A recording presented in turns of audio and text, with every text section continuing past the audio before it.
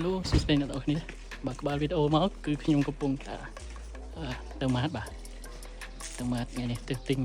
ហូបទិញបន្លែនេះខ្ញុំមាន50000នេះដើម្បីចាយអស់50000ហ្នឹងបាទក្នុងថ្ងៃហ្នឹងតែលើសពីហ្នឹងអត់មានទេធ្វើមិនដល់ថ្ងៃទី25បាទខ្ញុំមាន50000នេះដើម្បីទិញម្ហូបធ្វើយ៉ាងណា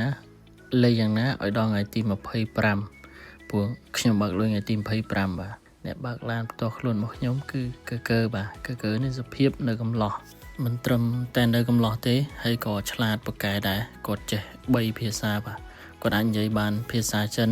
ភាសាចិនហ្នឹងមិនបាច់រាប់ទេភាសាកំណើតរបស់គាត់អាចនិយាយបានភាសាអង់គ្លេសភាសាជប៉ុននិងភាសាកូរ៉េបាទហើយឥឡូវនេះផងដែរគាត់កំពុងតែឲ្យខ្ញុំបរៀនភាសាខ្មែរដល់គាត់ហើយគាត់បរៀនភាសាចិនដល់ខ្ញុំឥឡូវយើងធ្វើដំណើរមកដល់ម៉ាតដែរបាទនៅក្នុងម៉ាតអត់មានអីទេខ្ញុំមានកម្រងថានឹងធ្វើនំបញ្ចុកក៏ប៉ុន្តែខ្ញុំខ្វះខ្ទិះដូងខ្ញុំដើររកមើលខ្ទិះដូងទៅឃើញសិតតែពួកបោះចោលបាទពួកប្រទេសចោលនេះគឺសម្បូរច្រើនមានសពគ្រប់បែបយ៉ាងវាមានគ្រប់ម៉ូតគ្រប់ម៉ាកក៏ប៉ុន្តែ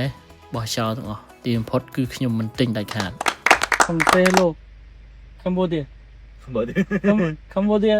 Selo 소디까 아니요 아니 소스데 예 얼른 소스데 아니에요 지금 아론 소스 아니에요 그냥 소스데 굿 이브닝 晚上好 Jeremy 晚上好ហើយខំបរៀនខ្មែរឲ្យចេះនិយាយខ្មែរជំរាបសួរសួស្ដីទៅចេញសវណ្ឌីខាប់ឯណាក្តៅឆេវហ្មងក៏ប៉ុន្តែមិនអីទេខ្ញុំនឹងព្យាយាមបង្ហាត់បង្ហាញគាត់បន្ថែមទៀតក្រឡេកមកមើលទេសភាពឯនេះវិញគឺស្រស់ស្អាតខ្លាំងមែនទែនតែមិនបានរៀបរាប់ច្រើនទេបងប្អូនគម្រោងចាយលុយអស់50000ដើម្បីធ្វើនំបញ្ចុកនោះគឺរលាយដោយអំបិលទៅទីនេះទិញមកបានប៉ុណ្្នឹងឯងខ្វះគ្រឿងផ្សេងទៀតតែគ្រឿងសំខាន់គឺនេះនិយាយរៀបរាប់ឡើងមកកណោដល់នឹកគ្រឿងសំខាន់នឹកមិនឃើញនឹកផ្លិចខ្ទិះដូងបងប្អូនខ្ញុំឈររនឹកខ្ទិះដូងនេះគាត់មកឈរពីក្រោយខ្ញុំឯងគាត់ស្រែកថាសួស្ដីគ្រឿងសំខាន់នោះគឺខ្វះខ្ទិះដូង